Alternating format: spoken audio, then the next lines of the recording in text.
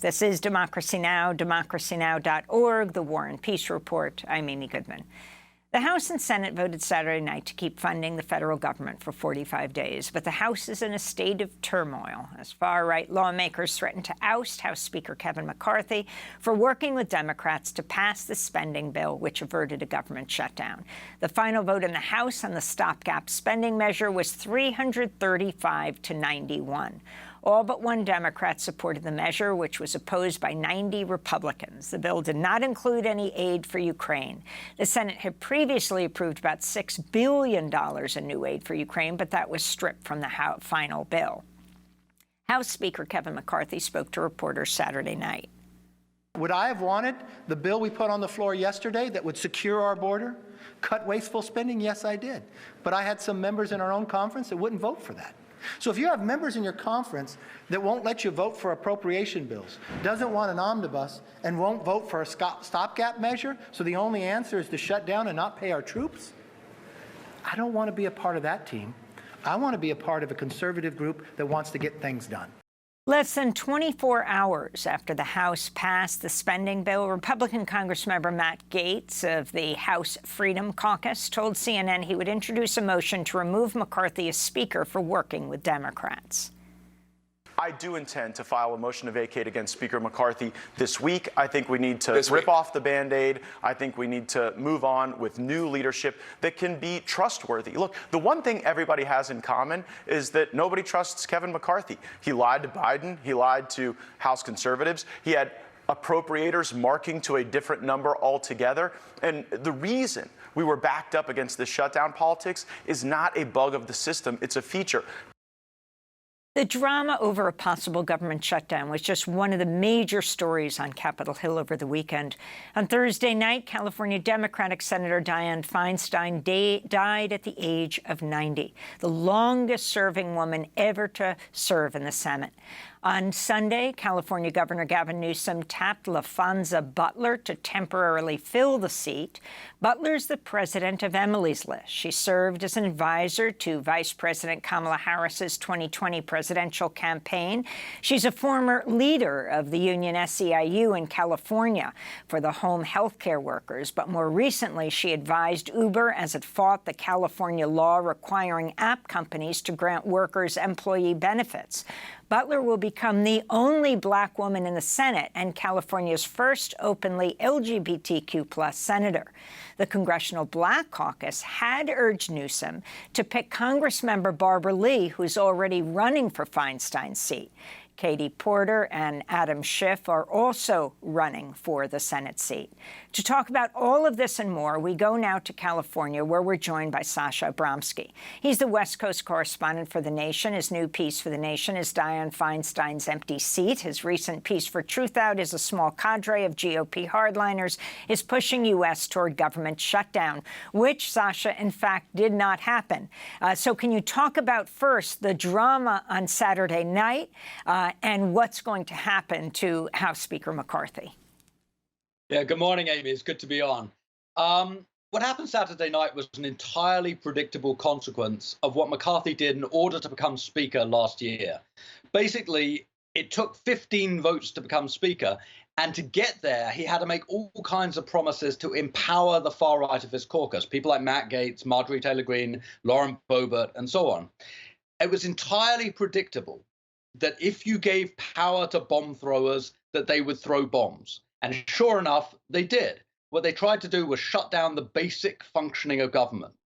You played a clip of McCarthy saying, well, I've got a part of my caucus who just won't vote for omnibus spending bills. Well, if you're running in government, you're in Congress, and you refuse your basic obligation to pass omnibus spending bills to keep government open, you're responsible if at the end of the day the TSA aren't paid, the military aren't paid, if Head Start programs start to shut down, if WIC can't pay its recipients, if the SNAP program can't pay its recipients, if people going on holidays to national parks find that the parks are shuttered. And McCarthy realized that. He realized that if he let the government shut down, the Republicans would be blamed fully and squarely for the consequences.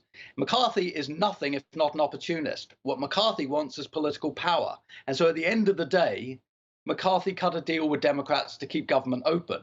Now, again, it's entirely predictable, given the fact that he ceded the right, the power to challenge him if a single member of Congress wanted to challenge him. It's entirely predictable that within minutes of that compromise, Matt Gaetz had thrown another bomb and said, look, I'm going to be challenging you. I'm going to be making a motion to vacate the speakership. And that's the drama that's going to be playing out this week in Washington, D.C. It's a crisis entirely of Kevin McCarthy's own making. So you have the far-right Congress member Matt Gaetz challenging him as Speaker, but the Congressional Progressive Caucus will not back him either. There's absolutely no reason that the Democrats of any stripe, progressive or mainstream or however you want to define them, there is no reason the Democrats should bail McCarthy out. Look, McCarthy launched an entirely spurious impeachment inquiry investigation into President Biden. It was a fishing expedition. There was no evidence there. There was no smoking gun. There was just this hunch that McCarthy had that things weren't quite right, and therefore he launched an impeachment inquiry. Well, if that's McCarthy's strategy, why on earth would the Democrats not sit back and watch him squirm? And I suspect that's exactly what they're going to do this week. If they want McCarthy to bail him out, at the bare minimum, they're going to be asking him to put a halt on the impeachment inquiry. And, of course, that impeachment inquiry hearing that took place on Thursday, the Republicans' own witnesses said there wasn't enough information, like a lawyer, like Attorney Turley. It was sort of joyous to watch. It was Amateurville. I mean, this was not politics of a high caliber. This was the most ill-prepared, ill-thought-out, poorly advised Republican inquiry you could possibly imagine. You contrast it with the meticulousness of the investigations and the hearings into Donald Trump for what he did around Ukraine, for what he did after January 6th. You contrast it with the January 6th committee hearings, the bipartisan hearings where Liz Cheney went out and said, look, here's why this is so dangerous to democracy. That was meticulously prepared.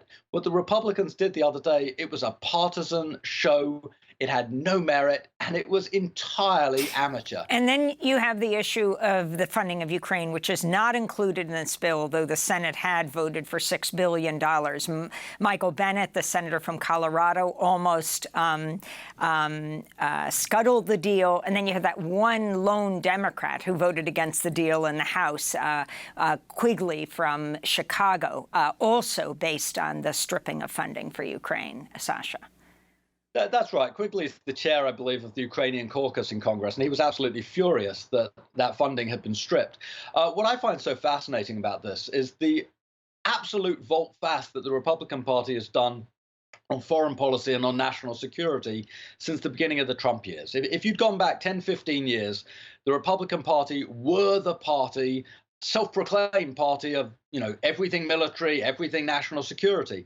You fast forward now, and they're an isolationist party, or at least one wing is isolationist. More than isolationist, they're a pro-Putin party. It's one thing to say, look, we don't want to be involved in wars. It's one thing to say we've got to have a debate about the size of the American military. That's fine. But it's completely extraordinary that a significant wing of the Republican Party is throwing in their lot with Vladimir Putin. It's also entirely predictable because during his presidency, time and again, Trump threw his lot in with Vladimir Putin. Well, if you're going to throw your lot in with somebody who's dictatorial, if you're going to throw your lot in with somebody who has done everything he can to undermine democratic systems, not just in the United States, but across the Western world, if that is your bedfellow, you're going to come to strange policy conclusions. And that's what we saw in this debate, that the only way Congress could pass an omnibus spending bill and keep American government open was ceding to the far right on the issue of Ukraine. Completely extraordinary to watch. And I can only think it's going to result in all kinds of internal debates within the Republican Party, because there are people out there, people like Nikki Haley, people like Mike Pence, who in public are perfectly willing to say, that strategy is crazy. It doesn't make sense to appease Vladimir Putin. And they are saying it in public. And I think over the next few months, as we get closer and closer to the primary season, that debate is going to become ever more public and ever more acrimonious.